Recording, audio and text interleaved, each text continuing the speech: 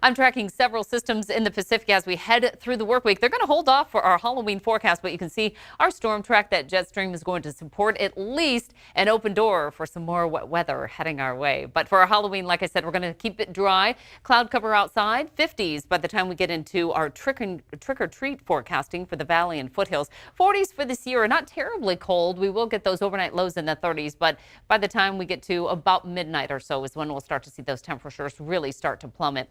In our regional forecast for our Sunday, we're looking at highs in the 60s for the Bay Area, Valley, and Hills, 50s for this year. And again, those overnight lows will drop into the 30s, but we're dry for today.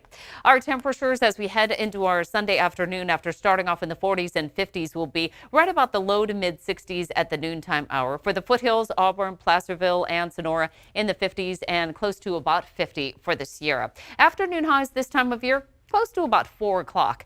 And we'll see highs in the mid to upper 60s mostly for today, near 70 for Modesto, 50s for the foothills, and close to 50 for the Sierra before we start to see those cooling temperatures again. If you're headed out to do some trick-or-treating about 7 o'clock for the evening, we'll be in the 50s for the valley, a little bit slower to cool for Stockton and Modesto, low 60s, 50s for the foothills, and 40s for the Sierra, where we'll stay right about 40 degrees for the Sierra again before we start to fall into the 30s shortly after that. 50s to right around the upper 40s for the foothills and 50s for the valley. And then everybody starts to head indoors and gets ready for school for tomorrow afternoon. Tomorrow, the first day of November, is going to be our check before you burn time of the year. That's going to run all the way through February 28th. So what is this? Well, it's a fairly new program. It's only been in existence for a couple of years, and it primarily started because what we were finding is it's not just smog season. It's actually the time of year when a lot of people are using their fireplaces. And when we have especially foggy nights and days, that particulate matter, that smoke stays very close to the surface and can cause some real air quality concerns. So airquality.org for the Sacramento region or valleyair.org for the San Joaquin Valley will lead to better ideas when we have wood burning restrictions or prohibited areas that will also result in fines if you're found to be guilty of using your wood burning appliances when it is a no burn day. That's just one of the impacts that we continue to follow with our climate change impacts on our health. Of course, we've got the UN climate change seminar happening, that conference that's going on starting today. It's going to continue for the next week. All these issues here lead to hazards and then eventually our impacts, injury, mental health, heat stress, insect-borne diseases, and lung disease and allergies, which is a particular concern in the Central Valley as well. Was some of the worst air quality in the country. Other impacts that we see across the West: increased temperatures, extreme precipitation. We saw that last Sunday with a historic rain event coming through with that atmospheric river. Also wildfire and drought, certainly nothing that we're not exposed to or at least been present to over the past couple of years. As far as our warming by 2100, now if we make significant cuts to greenhouse gas emissions, that warming will be anywhere from about a degree and a half to about 2 degrees across the United States. With continued emissions the way that they are, we could warm as much as 6+ degrees in some areas.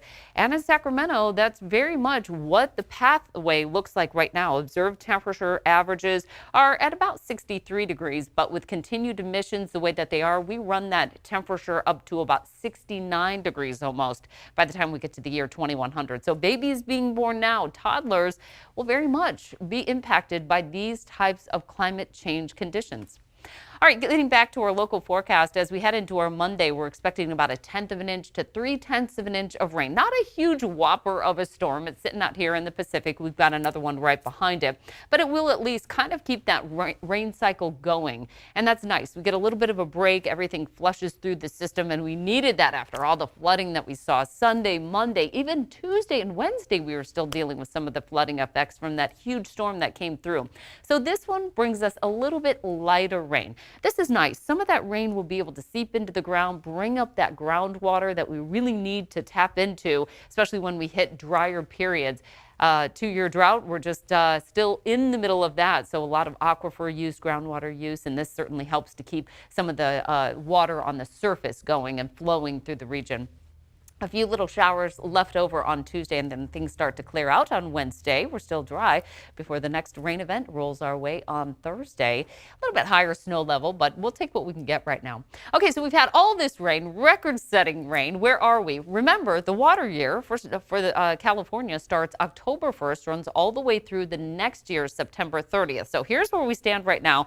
We have anywhere from about almost 3 inches of rain to close to 7 inches of rain throughout Northern California, putting us about 2¼ to almost 6 inches above where we should be this time of year. Yet, drought continues. The latest drought monitor coming out last Thursday. This is where we were about a week ago, and we made some nice gains here along the northwest corner of the state and the northeast side of the state. So exceptional drought now down to about 39% of the state. That is the most critical category. Now, the reason why we're seeing some of this is you can see the side-by-side comparison. We were just a little bit more in that exceptional drought last week as opposed to this week, but with so much of the northern part of the state still an exceptional drought, we have concerns with our groundwater levels. I talked about that. Still need to bring up that table. Low reservoir levels, the biggest of which sit in the northern part of the state. Plus, we're dealing with a multi-year precipitation deficit. So what we would need, we'd need to be 140% above average for this water year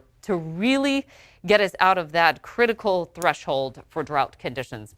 This is where our reservoirs remain, by the way, anywhere from about 22 to 32% full for Shasta, Oroville, and Folsom. Don Pedro, New Melones doing a little bit better. They actually started their conservation efforts a bit earlier in the drought game, so their water is just a little bit higher. Good news here is that the long-range forecast the next 8 to 14 days remains wetter than average, although temperatures slightly above average. So that'll keep that snow level a little bit higher. But again, we're early in the water year. Be nice to keep some things going with this wet weather cycle.